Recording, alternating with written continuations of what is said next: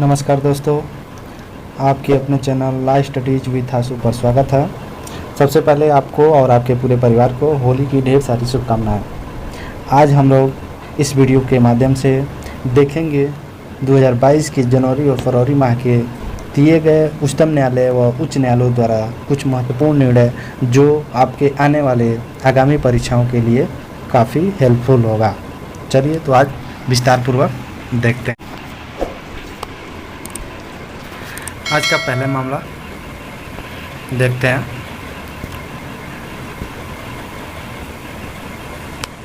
पहला मामला है वसुधा सेट्ठी बनाम किरण बी भास्कर 82/2022 का मामला है।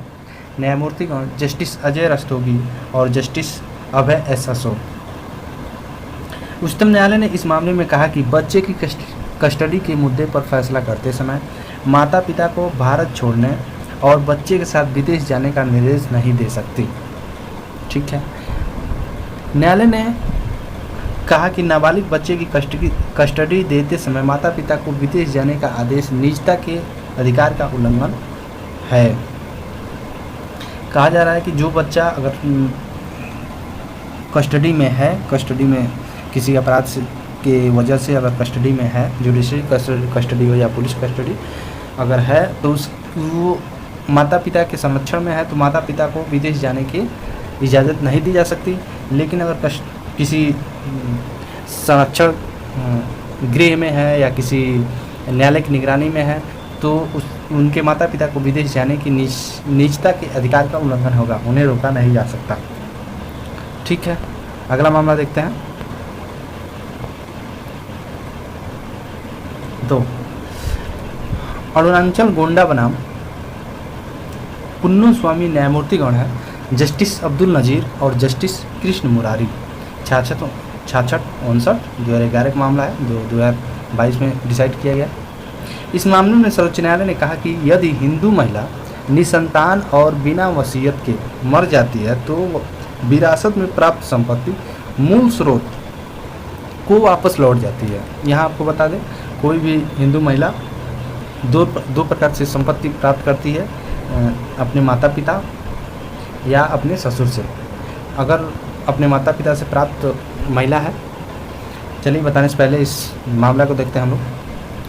निसंतान वसीयत मर जाती है तो विरासत में प्राप्त संपत्ति मूल स्रोत को वापस लौट जाती है। अर्थात ऐसी परिस्थिति में यदि संपत्ति उसके माता पिता से विरासत में मिली है तो उसके उत्तराधिकारियों के पास चली जाएगी, और यदि उसके ससुर से विरासत में मिली है तो उसके वारिसों के पास चली जाएगी। उत्तराधिकार अधिनियम धारा 14 और 15 से संबंधित है। ठीक है। अगर ससुर से प्राप्त की है तो उसके वारिसों को या उसके पति के जो वारिस होंगे, पति से संबंधित होंगे, उनको चली जाएगी। नहीं तो यदि अगर माता पिता से प्राप्त की है संपत्ति तो पुनः माता पिता के वारिसों को चली जाएगी। ठीक है। अगला मामला देखते हैं, तीसरा। मैरी माइग्रेट बनाम जोशी थॉमस 2015 का मामला है, 2022 में डिसाइड किया गया है। देखिए, न्यायमूर्तिगण हैं जस्टिस मोहम्मद मुश्ताक और जस्टिस सूफी थॉमस।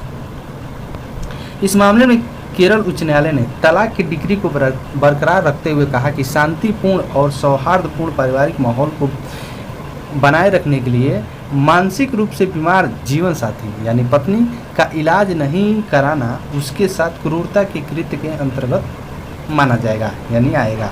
ठीक है। अगर किसी महिला का कोई गंभीर बीमारी है, अगर उसका इलाज आप नहीं कराते हैं या परिवार में शांति और सौहार्दपूर्वक परिवार के माहौल को बनाए रखना चाहते हैं, झगड़ा झंझट या जो भी हो, वाद विवाद न बढ़े, उसके लिए अगर उस इलाज को समय से आप कराते हैं तो परिवार के शांतिपूर्ण परिवार का, सौहार्दपूर्ण परिवार का माहौल जो ठीक रहेगा। अगर वो इलाज नहीं कराते हैं तो वह माना जाएगा कि आप क्रूरता के व्यवहार कर रहे हैं। ठीक। अगला मामला देखते हैं, चौथा। जोसेफ स्टीफन बनाम संताली सामे न्यायमूर्तिगण जस्टिस श्री शाह एवं जस्टिस संजीव खन्ना। ठीक है।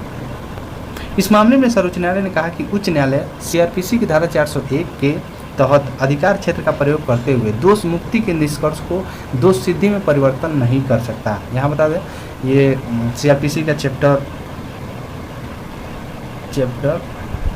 30 में जो रेफरेंस और रिवीजन के बारे में बताया गया है, तो सेक्शन 395 से 405 तक चैप्टर दिया गया है, जिसमें 401 का जिक्र करते हुए जो उच्चतम न्यायालय में रिवीजन से संबंधित है इसके बारे में बता रहा है कि रिवीजन अगर उच्च न्यायालय कोई 401 के तहत अगर कर रहा है तो सर्वोच्च न्यायालय ने कहा कि अधिकार क्षेत्र का प्रयोग करते हुए दोष मुक्ति के निष्कर्ष को दोष सिद्धि में परिवर्तन नहीं कर सकता। ठीक है, ये मामला है जोसेफ स्टीफन बनाम संताली सामे। ठीक है, अगला मामला देखते हैं, 5वां।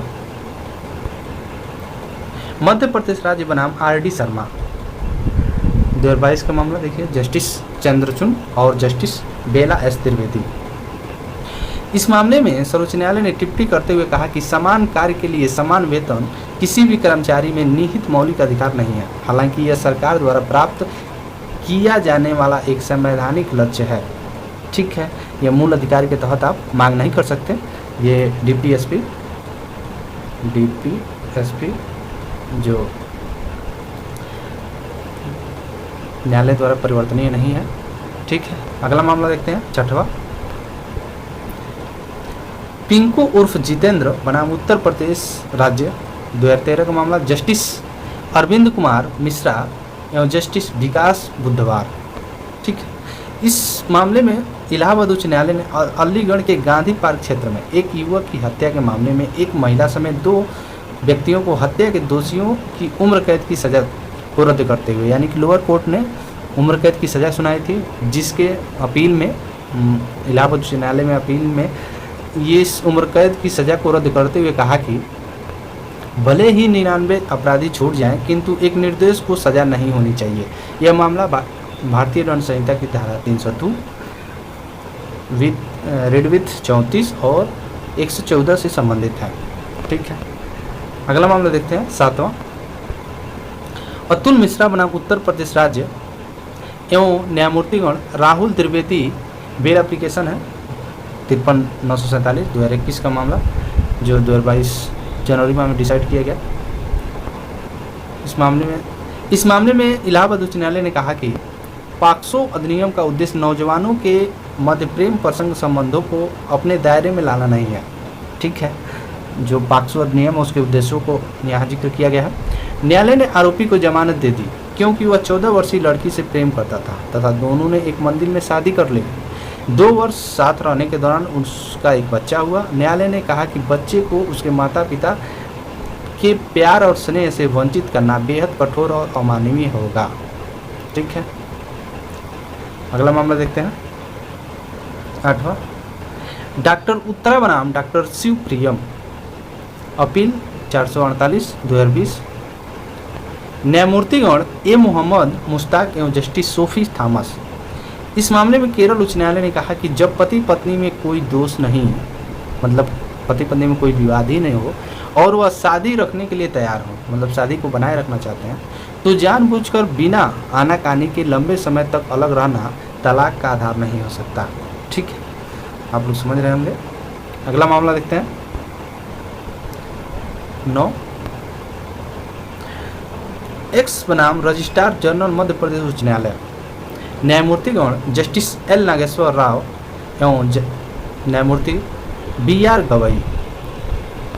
इस मामले में सर्वोच्च न्यायालय ने उच्च न्यायालय से कहा कि अच्छे ट्रैक रिकॉर्ड न्यायिक अधिकारी को इस्तीफा वापस लेने के लिए राजी करें। न्यायालय ने आगे कहा कि एक अच्छे न्यायिक अधिकारी को बिना काउंसलिंग और आत्मनिरीक्षण तथा पुनर्विचार का अवसर दिए बिना खोना न्यायिक अधिकारी और न्यायपालिका के हित में नहीं है।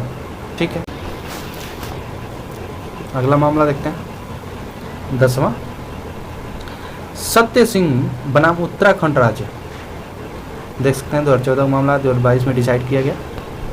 न्यायमूर्तिगण जस्टिस संजीव खन्ना एवं जस्टिस बेला M द्विवेदी। इस मामले में सर्वोच्च न्यायालय ने हत्या के आरोपी को बरी करते हुए यह कहा कि भारतीय साक्ष्य अधिनियम की धारा 106, यह बता दें, भारतीय साक्ष्य अधिनियम की धारा 106 जो विशेष तथ्य के बारे में साबित करने की भार को बताता है। भारतीय साक्ष्य अधिनियम की धारा 106 का उद्देश्य अभियोजन को आरोपी के अपराध को साबित करने से अपने कर्तव्य से मुक्त करना नहीं है। पीठ ने आगे कहा कि धारा 106 का तहत जब अभियोजन पक्ष मूल तत्व को साबित नहीं कर सका हो तब भार को आरोपी पर हस्तांतरित नहीं किया जा सकता। ठीक है, यहाँ मेरा एक क्वेश्चन रहेगा आप लोगों के लिए, जो कमेंट बॉक्स के माध्यम से ज़रूर बताएं कि साक्ष्य को साबित करने का भार को कब परिवर्तित किया जा सकता है और किस धारा के तहत परिवर्तित किया जा सकता है, ज़रूर बताएं।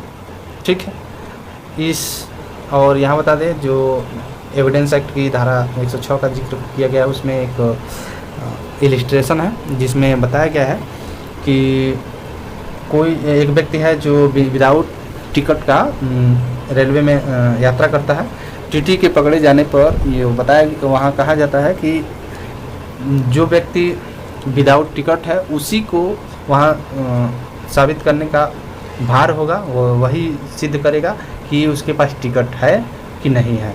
यहाँ ये नहीं कहा जा सकता कि टीटी सिद्ध करे कि उसके पास टिकट नहीं है, वो विदाउट टिकट है। ठीक है, इसमें एक इस धारा पे एक मैगजीन भी है, आपको बता देते हैं, याद आ गया तो रेस इप्सा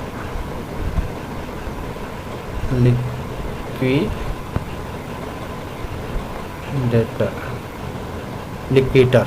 ठीक है, तथ्य का प्रमाण मानना। अगला मामला देखते हैं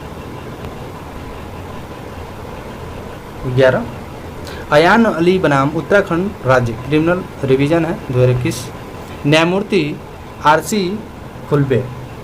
इस मामले में उत्तराखंड उच्च न्यायालय ने कहा कि किशोर न्याय अधिनियम के तहत कोई भी व्यक्ति जो स्पष्ट रूप से एक बच्चा है जमानतदार पेश करने की शर्त या बिना शर्त पर जमानत पाने का हकदार होगा।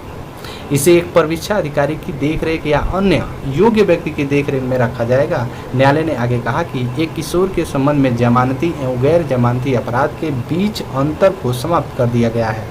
ठीक है, अगला मामला देखते हैं 12 तरुण चंद्र दास बनाम भंजना कतीला 2021 का मामला है। न्यायमूर्ति राबिन फुकन। गुवाहाटी उच्च न्यायालय ने इस मामले में कहा कि सीआरपीसी की धारा 125 के तहत यदि कोई व्यक्ति पहली पत्नी का विवाह छिपा लिया हो और दूसरी भी किसी महिला से विवाह किया हो, दूसरी पत्नी के भरण पोषण के दायित्व से इनकार नहीं कर सकता। ठीक है, ये काफ़ी अच्छा निर्णय है। ठीक है, अगला मामला देखते हैं 13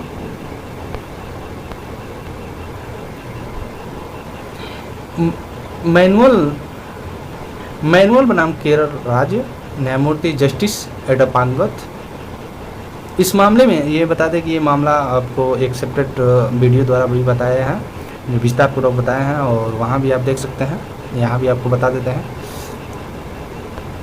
इस मामले में केरल उच्च न्यायालय ने कहा कि यदि व्हाट्सएप ग्रुप के कोई मेंबर, मतलब व्हाट्सएप ग्रुप आपके भी व्हाट्सएप ग्रुप का नाम से होगा, जैसे फ्रेंड्स हो गया या एजुकेशन हो गया, जो भी अदर बहुत सारे नाम से आदमी ग्रुप बना लेता है।